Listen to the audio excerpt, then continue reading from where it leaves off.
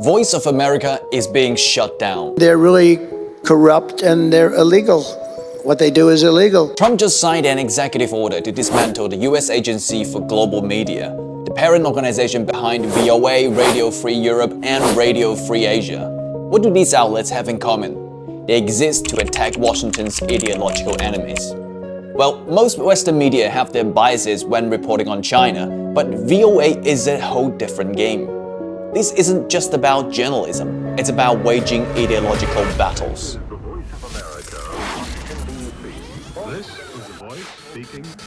VOA was born during World War II and became a propaganda spearhead against the Soviet Union during the Cold War. For decades, it shaped narratives, picked villains, and painted enemies in broad dramatic strokes. And China was a prime target. Its Cold War paranoia led to exaggerated and distorted stories, framing China as a lurking threat to Western values and global stability. Xinjiang, Tibet, Hong Kong, the South China Sea. If Western audiences misunderstood China, VOA had a hand in shaping that. And all that anti-China propaganda, it cost US taxpayers $1 billion a year. But now, Trump is pulling the plug. This isn't just happening to VOA. ASPI, the infamous anti-China think tank in Australia, recently complained about losing funding after Washington's budget cuts. So, does that mean Washington is giving up its cognitive warfare? Not exactly.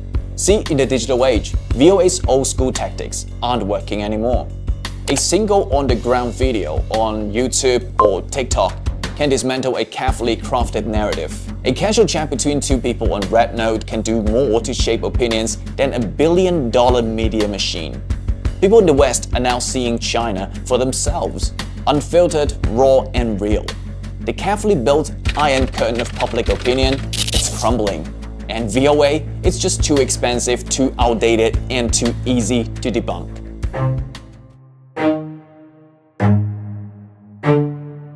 But the game isn't over for Uncle Sam. Perhaps a change of tactics is underway. We're now seeing a shift to social media influencers, who are now picking up that legacy. Well, a recent investigation by Chinese media found that the smear campaigns haven't stopped. They've just moved to individual influencers. And the volume of anti-China content, it hasn't decreased. If anything, it's growing. Well, look at these accounts. They started out posting about history, music, and sports. And they have a huge following. But now, they're suddenly dropping anti-China takes into the mix. What might look like an old enemy fading away could be just a reshuffling of the deck.